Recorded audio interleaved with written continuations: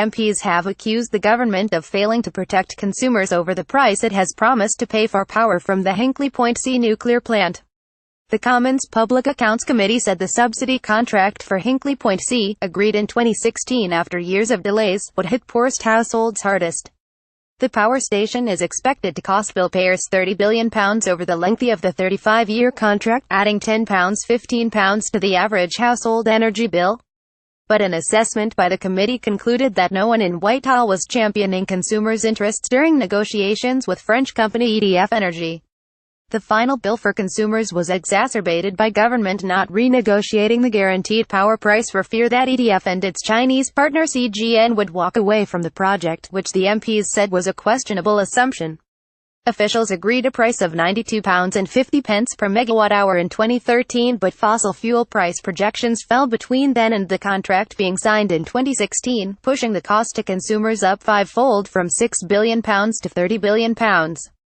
At the time, the Department of Energy and Climate Change, now the Department for Business, Energy and Industrial Strategy, did not consider a ceiling on the guaranteed price, the MPs were told. Meg Hillier, chair of the group of MPs, said billpayers have been dealt a bad hand by the government in its approach to this project. The criticism from the committee follows a damning report by the UK's spending watchdog, The Now, which found the contract for Hinkley had locked consumers into a risky and expensive project. The Now attacked the government for failing to explore alternative financing models, such as taking stake in the project, a criticism that the MPs echoed. The Public Accounts Committee said it was also disappointed that the government appeared to have no plan in place to maximize the wider benefits of the project, beyond the clean power it will provide.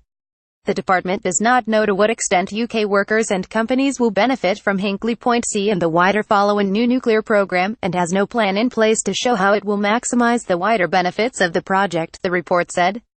A BEIS spokeswoman said the government negotiated a competitive deal for the construction of the first new nuclear power station in a generation as part of our energy mix, which ensures consumers won't pay a penny for any construction overruns and until the station generates electricity in 2025. The MPs urged the government to publish a Plan B for keeping the lights on, in the event the power station does not come in 2025 as planned. EDF has already warned that the plant could be completed 15 months late. French, Japanese and Chinese developers hope to secure financial incentives from the UK to build other new nuclear power plants, but the MPs said the government should re-evaluate the strategic case before going ahead with more projects. The government made some grave strategic errors here and must now explain what it will do to ensure these are not repeated, said Hillier of the Hinkley contract. EDF defended the deal and said Hinkley would help cut costs for other future nuclear power stations, such as the one it hopes to build at Sizewell in Suffolk. A spokesman said the agreed price is lower than 80% of other low-carbon capacity contracted so far, and the project has restarted UK nuclear construction after a quarter-century. Construction is underway and is already delivering a huge benefit to British jobs, skills and industrial strategy. Follow Guardian Business on Twitter @BusinessDesk, or sign up to the Daily Business Today email here.